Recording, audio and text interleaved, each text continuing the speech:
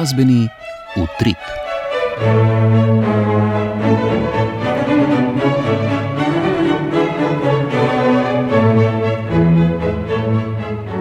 Spoštovane in cenjeni, lepo pozdravljeni. V središče današnje oddaje postavljamo 18. mednarodno zborovsko tekmovanje Galus, ki je potekalo v pretekli konec tedna v Mariboru, in nastop nemškega tevkalskega virtuoza Alekseja Gerasimeca v sklopu srebrnega abonmaja. Bili smo tudi na slavnostnem koncertu ob 80-letnici delovanja Društva slovenskih skladateljev, na prvem koncertu abonmajske sezone Narodnega doma Celje in na zadnji operni premieri v beneškem gledališču La Fenice. Blaž Kumše in Dejan Juravič vas vabiva v svojo družbo.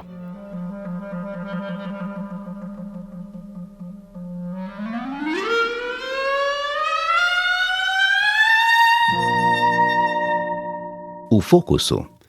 Pretekli konec tedna je v Mariboru potekalo že 18. mednarodno zborovsko tekmovanje Galus, na katerem se je pomerilo 8 zborov iz Evrope in Azije.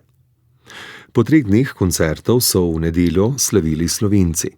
Zbor svetega Nikolaja iz Litije pod vodstvom Helene Fojkar-Zupančič je zasedel prvo mesto in se kot drugi slovenski zbor, zraven tretje uvrščenega APZ Tone Tomšič Univerze v Ljubljani, uvrstil v finale tekmovanja za veliko zborovsko nagrado Evrope 2026. Poroča Lucija Gorjup.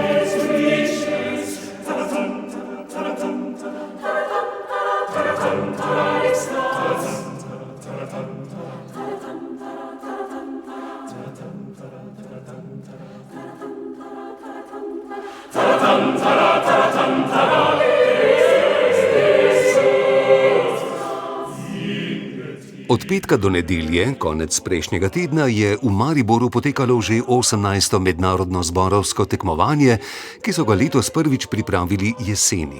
Tekmovanje je od leta 2002 prepoznano za eno izmed zahtevnejših in je del zveze za veliko zborovsko nagrado Evrope.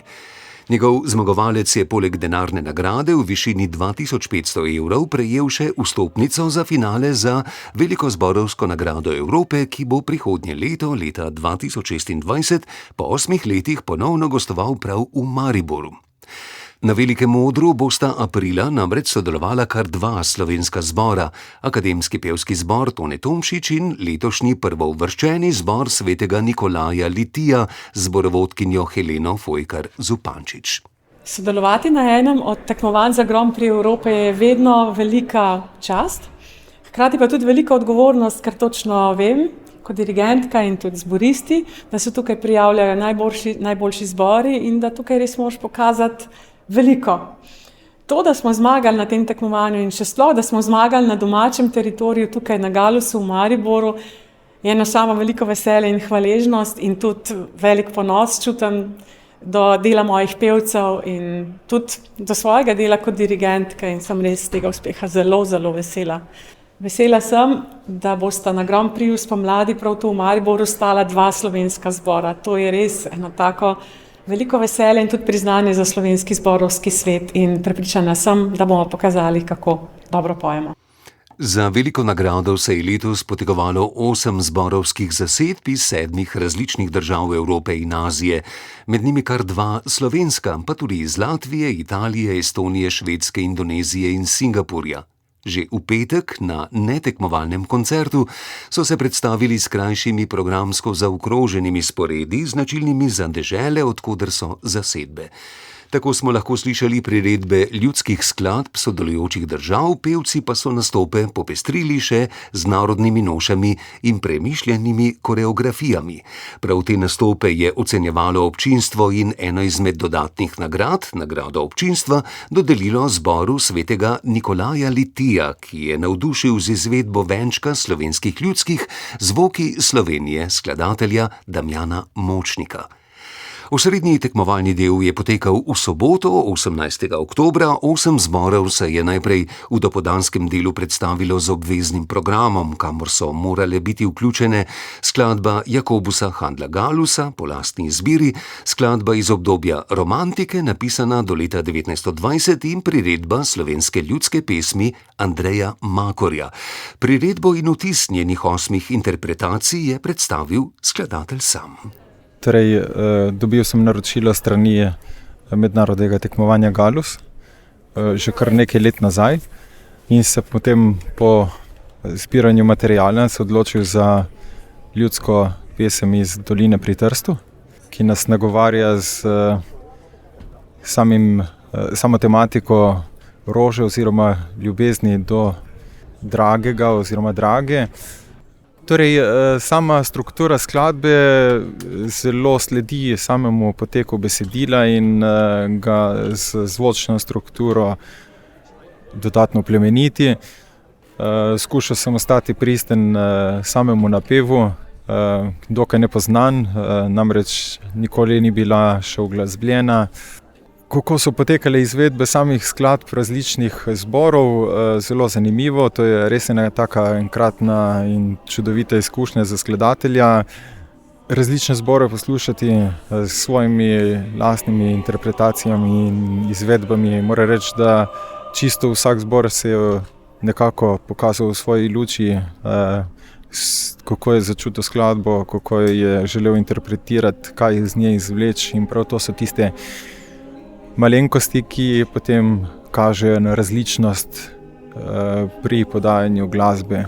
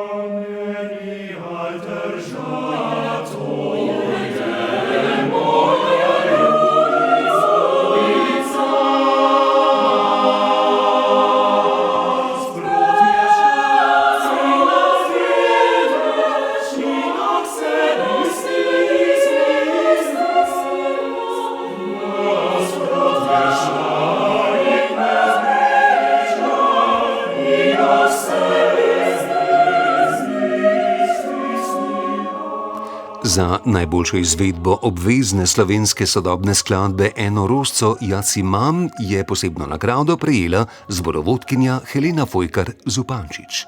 Ja, ko dobiš v roke skladbo, ki je še nihče pred teboj ni izvajal, je vedno to eno tako veliko spoštovanje do tistega, kar je napisano, in se seveda sprašuješ, kaj je skladatelj mislil, kakšno vzdušje iščemo v tej skladbi, na kakšen način jo želimo predstaviti potem tudi publiki. In moram reči, da vedno je veliko vznemirjenja ob tem in odgovornost, ampak sem vesela, da nam je uspelo prepričati skladatelja, da smo ujeli njegovo idejo in da smo sledili njegovi zamisli. V popoldanskem delu so zasedbe nastopile še v prostem programu, od baročnih, romantičnih del do sodobnih skladb današnjih avtorjev.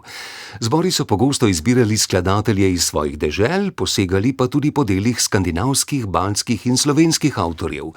V sobotnem večernem izboru žirije se je v finale tekmovalni dan za veliko nagrado uvrstilo 5 zborov. Zbor svetega Nikolaja iz Litije, komorni zbor One iz Singapurja, arhipelaški pevci iz Indonezije, akademski pevski zbor Tone Tomšič v Ljubljani in mešani zbor pa Savleji občine Ropaži iz Latvije.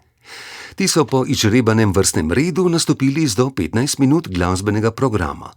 V nedeljskem finalu sta tako Unionsko dvorano napolnila izjemna, toda tekmovalna energija in izbrano petje najboljših 5 zborov. Po oceni 5-članske mednarodne žirije, ki je predsedovala Karmina Šilec, je skupno oceno 94,1 točke prvo mesto odločno osvojil zbor svetega Nikolaja Litija. Torej, tekmovanje je potekalo 2 dni z 3 različnimi predstavitvami in ves čas smo seveda ocenjevali vse nastope in ti parametri so potem dali seveda na vsaki fazi svoj rezultat in seštevek in dogovor med vsemi člani žirije je takšen, da smo na podlagi tega seveda z lahkoto se odločili, kdo bo letošnji zmagovalec. Ja, to je lepa prednost, zaslužena vsekakor, je seveda budno spremljanje vseh 3 dni in je zbor pokazal stabilnost v izvedbi ves čas smo bili seveda navdušeni nad vsem, kar je ansambel in dirigentka prikazal in logično vodi tudi do lepega rezultata. Vsi parametri, tako vokalna tehnika, muzikalnost, intonacija, izbor repertoarja, zrelost, stabilnost, ne nazadnje tudi v vseh izvedbah so ves čas držali to raven, ki je potem lahko prišla do takega rezultata.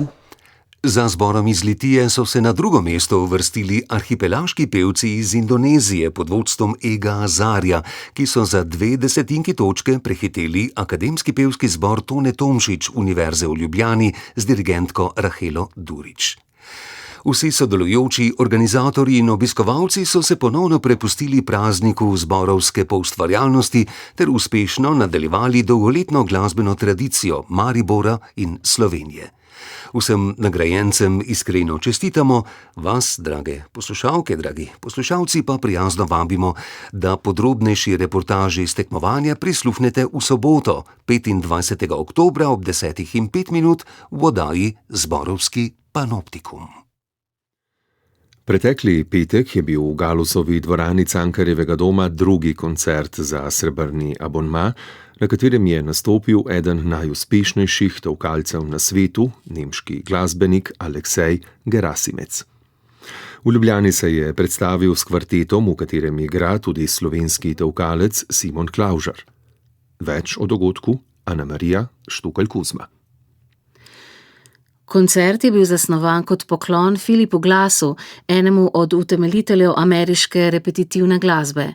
Na sporedu so bili odlomki iz njegovega godalnega kvarteta številka 3 Mišima, ki je nastal na podlagi glasbe za biografski film o japonskem pisatelju Yukio Mišimi, ter odlomki iz dela Vode Amazonije, ki ga je Glas napisal leta 1993 za brazilsko tolkalno zasedbo v Akti, skladatelj pa je za naslove stavkov izbral Amazonko in 8 njenih pritokov.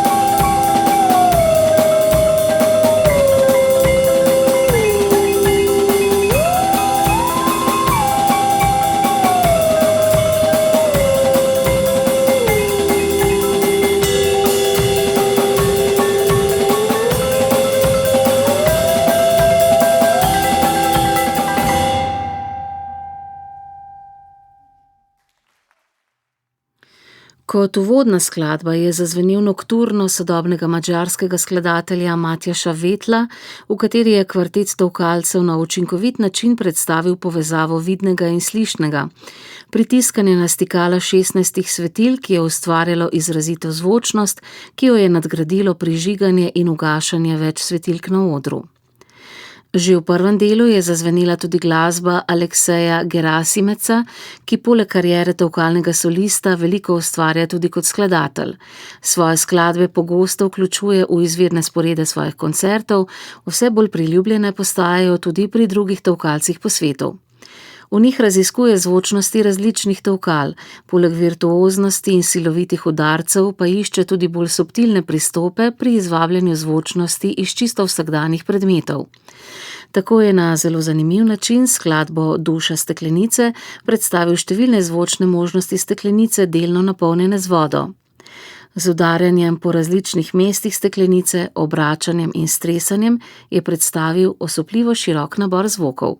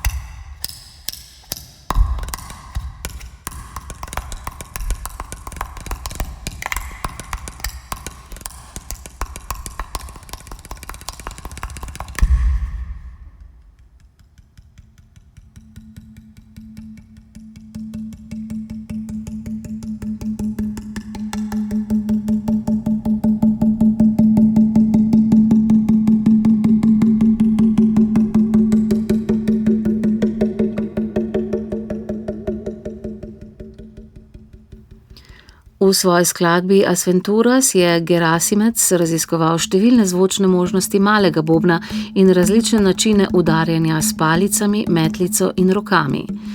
Zelo zanimiva je bila tudi njegova suita elementov, v kateri se je sredotočil na različne snovi, vodo, les, kovino in kamen. Bogato pestrost zvokov se je poslušalcem razkrila ob potapljanju različnih predmetov v vodo, ob udarjanju na lesene bloke, kovinske ploščice in kamen.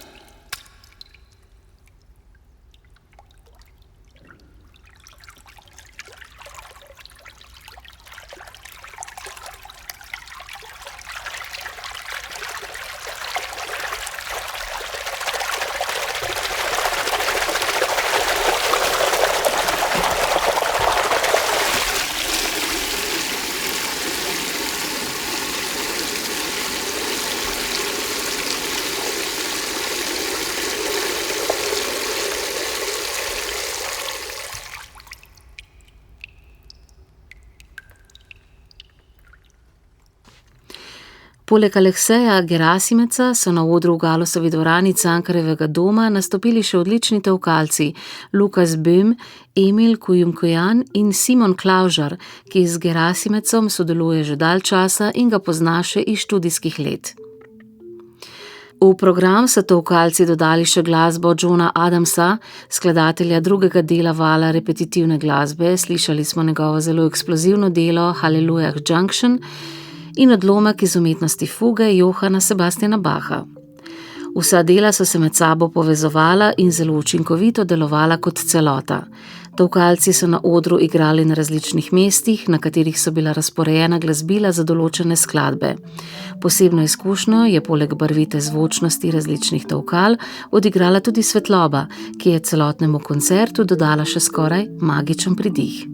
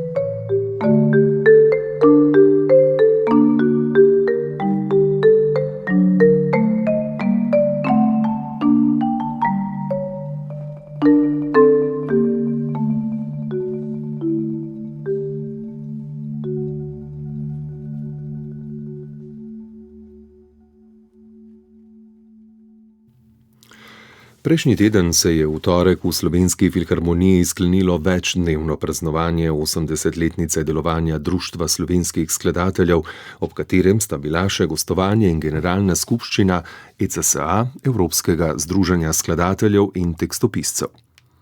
Na slavnostnem večeru je nastopil simfonični orkester RTV Slovenija, društvo je podelilo Lipovškovi nagradi, samo pa je prejelo priznanje in zahvalno listino ministrice za kulturo doktorice Aste Vrečko. Poroča Primož Trdan.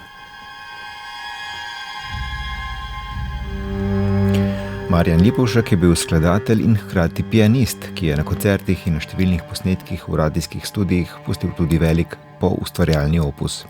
Skladateljsko društvo z nagrado, poimenovano po njem, od leta 2013 daje strokovno priznanje izvajalcem. V tem času sta ga prejela ansambel MD7 in duo Klare Piano.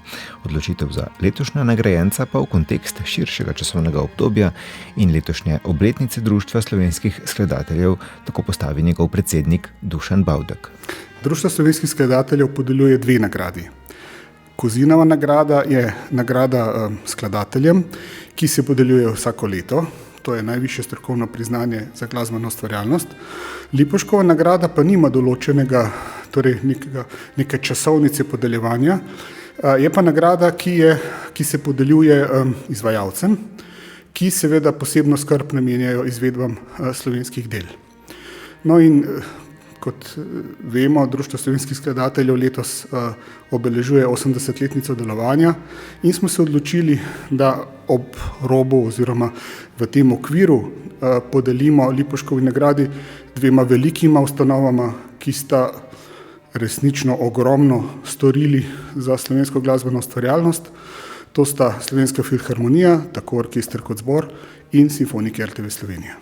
Namreč obe ustanovi sta naročili, izvedli, arhivsko posneli resnično veliko število slovenskih del Obe seveda obstajata že dolgo in zato je časovno obdobje, v katerem lahko to merimo, dolgo. Zato je seveda dejansko ta opus pri obeh zelo velik. Ob tem, da oba orkestra dela slovenskih skladateljev vključujeta v svoje programe, jih snemata, predstavljata na mednarodnih gostovanjih, pa Bavdek poudarja tudi njuno pripravljenost na sodelovanje v skupnih projektih s skladateljskim društvom. Seveda Društvo slovenskih skladateljev v obrazložitvah posebej omenja pa še tiste akcije, koncerte, pri katerih sta obe od nagrajenih ustanov sodelovali z Društvom slovenskih skladateljev. Tudi tukaj gre za kar lepo število akcij, tako za nekatere koncertne cikle v okviru koncertne sezone Društva slovenskih skladateljev, kot nekatere pomembne mednarodne akcije, naprimer Svetovni glasbeni dnevi ISCM, pa ECO, torej European Contemporary Composers Orchestra projekt, ki deluje pod okriljem EXA, je pa ravno Društvo slovenskih skladateljev bilo tisto, ki ga je spodbudilo in omogočilo na evropski ravni. Skratka, poseben poudarek v teh utemeljitvah gre tudi tistim skupnim aktivnostim med Društvom skladateljev in obema nagrajenima ustanovama. Matej Šarc je nagrado prevzel v imenu Slovenske filharmonije in poudaril, da delo skladateljev omogoča tudi delo izvajalcev. Vi pa ste tisti, ki nam z vašo izvirno in pronicljivo ustvarjalnostjo omogočate, da lahko tudi filharmonična ansambla predstavljata čudovito slovensko glasbo doma in v najrazličnejših krajih širom sveta. Maja Kojc, umetniška vodja Simfoničnega orkestra RTV Slovenija, pa se je v zahvali spomnila tudi obletnice orkestra. Nagrada je posvečena vsem glasbenikom tega orkestra, ne samo tem, ki so nocoj na odru, ampak tudi vsem tistim, ki so v njem ustvarjali v preteklih 70 letih. Praznične dni ob obletnici društva sta zaznamovala prav sestava dveh nagrajencev. Zbor Slovenske filharmonije je v nedeljo predstavil 9 del slovenskih skladateljev, več izvedb pa so dirigirali sami avtorji. Večino partitur smo slišali prvič. Simfoniki so v torek z gosti, solisti in z dirigentom Simonom Krečičem slavje sklenili z izvedbo 6 novejših del skladateljev različnih estetik, ki so se izkazali s podobno pozornostjo do tihih nijans in zvočnih gradenj, v veliko skladbah pa so tudi kritično premišljevali sodoben svet.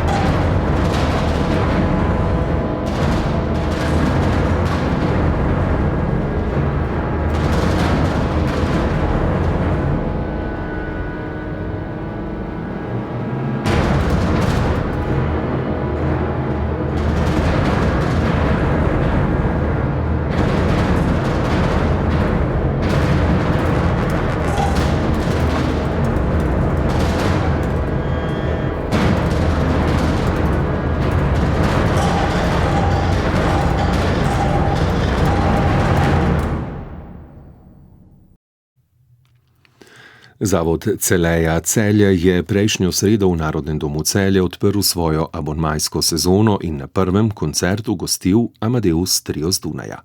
Prispevek Polone Kovačič. Letošnji koncertni abonma Zavoda Celeja Celje ima naslov Sosedje in ponuja 4 koncerte glasbenikov, ki prihajajo iz naših sosednjih držav Avstrije, Madžarske, Hrvaške in Italije.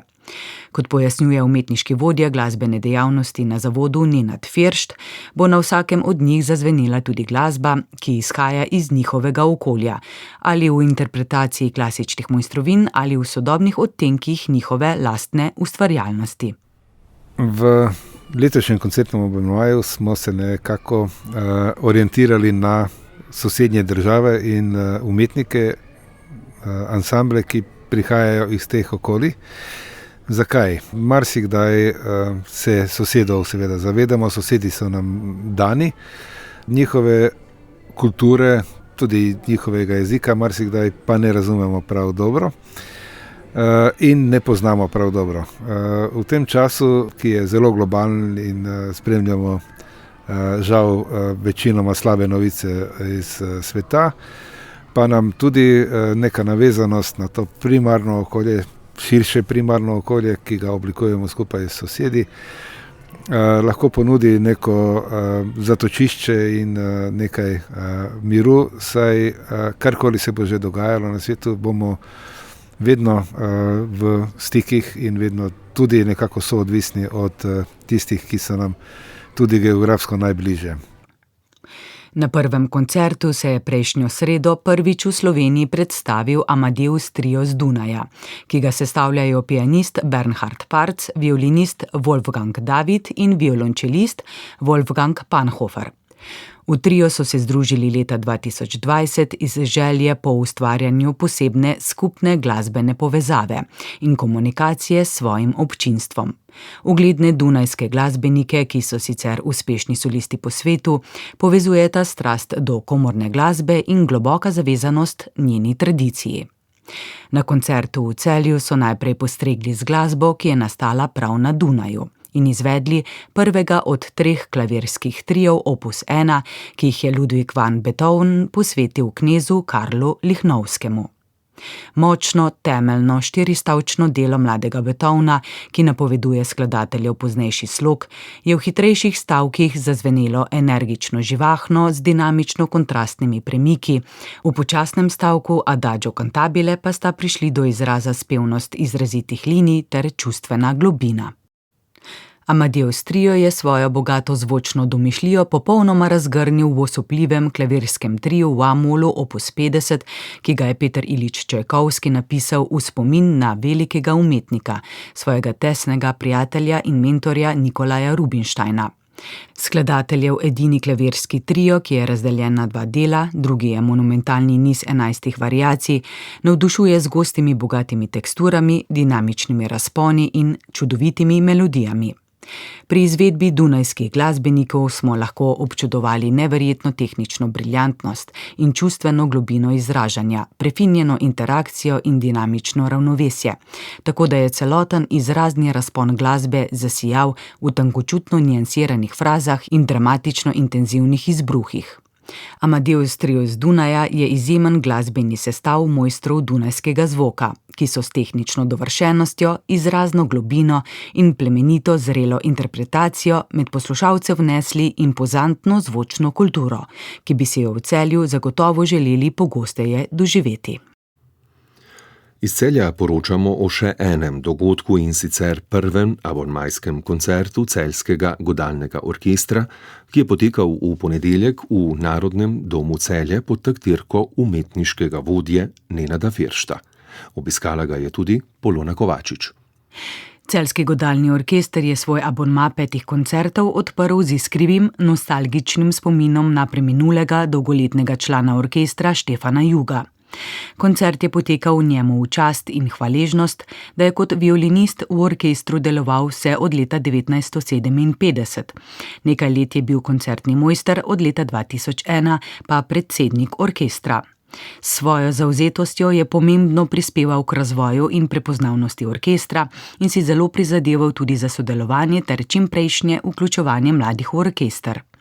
Tako sta v ponedeljek z orkestrom kot solistki nastopili mladi glasbenici, študentki na Akademiji za glasbo v Ljubljani, violinistka Katarina Viher, ki študira pri profesorju Janezu Podlesku, in violistka Živa Grmovšek, ki je študentka magistrskega študija viole pri profesorici Maji Rome.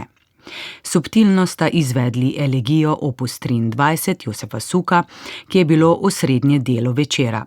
Pred njo je občuteno zazvenel znani in ganljivi adagetto za godala in harfo, 4. stavek simfonije številka 5 Gustava Mahlerja. Napisan kot darilo ljubezni, brezbesedno sporočilo skladateljevi ženi Almi se pogosto izvaja kot samostojno delo, ki je postalo simbol ljubezni, izgube in spomina. Celjski godalni orkester je glasbeni večer prepričljivo zaokrožil suito Idila za godala Leoša Janačka in po bučnem sprejetju poslušalcem Narodnega doma Celje poklonil en dodatek. Naslednji abonmajski koncert orkestra bo tradicionalni novoletni koncert 26. decembra, v prihodnjem letu pa se bodo zvrstili še 3 v februarju, aprilu in maju. Več o programski zasnovi umetniški vodja in dirigent orkestra Nenad Firšt. Novoletni koncert, ki je tradicionalno 26. decembra, na spored tokrat prinaša skladbe, ki so povezane z različnimi poklici, kako tudi skladbe skladateljev, ki niso bili po poklicu glasbeniki.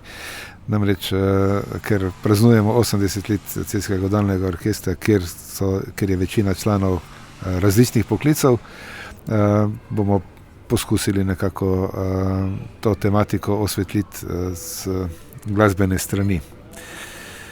Drugi par solistk gostimo na 3. abonmajskem koncertu. To sta Irena Kavčič flauta in Maja Rome viola, naši 2 ugledni glasbenici. Na sporedu bo pa krstna izvedba skladbe Fantazija iz opere Krst pri Savici Toma Kobeta. Tom Kobe prav tako ni poklicni skladatelj, ampak je tudi v tem svojem skladateljskem početju zelo uspešen.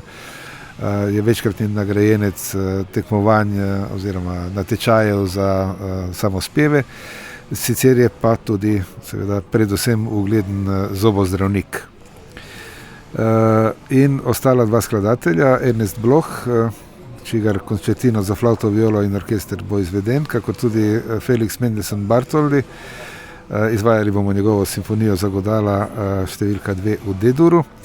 Torej, oba skladatelja veže nekako njihovo judovsko poreklo in njihov odmik od te judovske tradicije. Ravno tako sta oba dva bila velika popotnika, zato je Ernest Bloch del svojega življenja preživel v Ameriki. Felix Mendelssohn pa seveda neverjetna energija popotnika, tudi slikarja in umetnika, ki je v komaj nekaj več kot 30 letih življenja naredil ogromno tako za promocijo Bacha kot za uveljavitev orkestrske prakse prvega konzervatorija v Nemčiji in izredno številnega in kakovostnega opusa za pravzaprav vse zasedbe in vseh izrazov. Naslednji koncert bo v stolnici Svetega Danijela.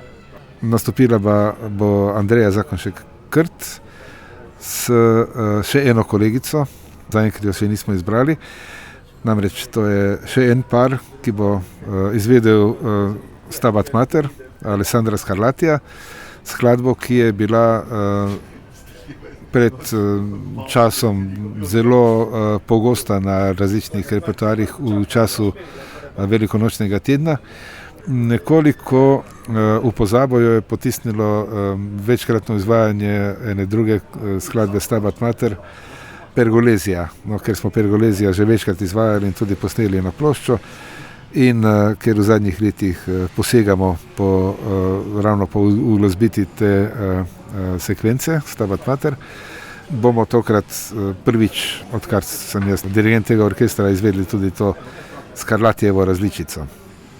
Sezono bomo sklenili s še enim parom solistov in še parom skladateljev tokrat. Kot solista se predstavljata mož in žena Matej Zupan, flautist, in Urška Križnik Zupan, harfistka. Na sporedu bosta pa skladbi očeta in sina Mozarta, torej Simfonija igrač Leopolda Mozarta in znameniti koncert za flavto, harfo in orkester Wolfganga Amadeusa Mozarta. Koncert bomo pa sklenili z njegovim divertimentom v D-duru. Tako je aktualno abonmajsko sezono Celjskega godalnega orkestra predstavil njegov dirigent Nenad Firšt. Zdaj pa v Benetke. Tam so prejšnjo nedeljo uprizorili 8. zadnjo premiero v letošnji sezoni, opero Vojček Albana Berga. To je bila nova uprizoritev te opere na odru Teatra La Fenice v italijanskem prevodu Alberta Mantellija. Predstavo si je ogledala tudi moja malenkost. 3. novembra 1942 je v rimski operi, sredi vojne z velikim tveganjem, da bi razjezili nemške zaveznike, potekala prva italijanska uprizoritev te Bergove opere v prevodu Alberta Mantellija. Kot vemo, je Vojček veroizpoved prepričanega revolucionarja in socialista. Morilec, ki je iz ljubosumnosti umoril svojo ljubico, se spremenil v žrtev politično-socialnega sistema zatiranja. Iz te premise, po več desetletni distanci, se takratna pionirska izkušnja zdi vsekakor kot drzen podvig. Po uprizoritvah v nemščini leta 1952, v italijanščini leta 1962 in nazadnje spet v nemščini leta 1992, se je pod 4., zadnjo uprizoritvijo te Bergove opere v mestu na Lagunah, tokrat znova v italijanščini, podpisal režiser Valentino Villa. Ta nas je popeljal v leto prve izvedbe opere, se pravi v leto 1925, in temu so bili prilagojeni tako kostumi Elene Cicorella, kot tudi scenografija Massima Chechetta. Vizualni aspekt predstave je bil, pa ne samo zato, izjemno veličasten. Tudi po zaslugi oblikovalca svetlobe Pasqualeja Marija, ki je premišljeno in sofisticirano ustvaril svetlo-temno igro luči, ki spominja na laboratorij duše. Kot vemo, je Berg obseg Bichnerjevega literarnega izvirnika skrajšal 27 prizorov na 15, celoto pa razdelil na 3 dejanja, ki imajo po 5 prizorov. In tako so se pred našimi očmi menjavala prizorišča, posamezne razpoloženjske slike ne le v območju tragičnega, ampak tudi grotesknega in grozljivo skrivnostnega, ki so dobila smisel tako, da so se prelivala ena v drugo oziroma soočala med sabo. Vse se je odvrtelo v zakonitostih dialektike, pojavljanje, izginjanje. In tako smo dobili realizem. Pretok, pa tudi fragmentacijo, v kateri smo prehajali med posameznimi prizori ali sledili fragmentaciji ter ponovno našli tisto razdrobljenost, ki je značilna za Bergovo glasbo. Na tej točki stopita v ospredje orkester Beneške opere in Markus Stenc, čigar dirigentsko paličico odlikujejo bogastvo muzikalne invencije, pretresljiva dramska sila, oblikovana jasnost in zgoščenost ter analitična jasnost in popolna uravnoteženost.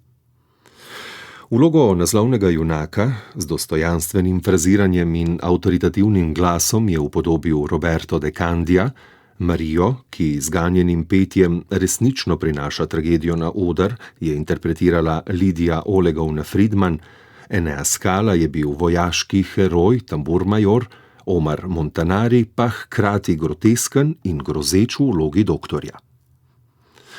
Dodajmo, da je pred začetkom predstave predstavnica delavcev gledališča La Fenice na odru prebrala sporočilo, ki ga je občinstvo sprejelo z bučnim aplavzom in v katerem je izrazila nestrinjanje z načinom izbire Beatrice Veneci za novo glasbeno direktorico gledališča. Skoraj kot prolog Vojčkovemu svetu, v katerem moč tlači in odloča.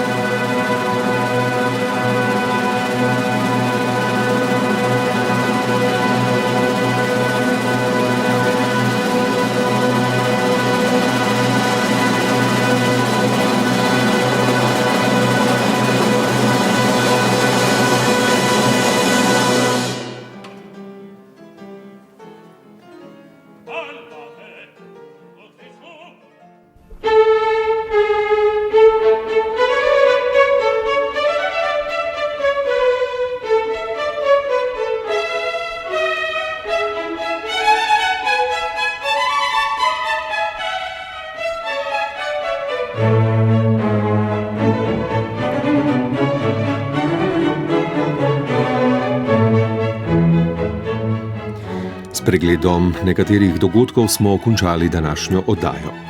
Za pozornost se zahvaljujemo Igor Belše, Blaž Kumše in Dejan Juravič. Na slišanje čez teden dni. Srečno!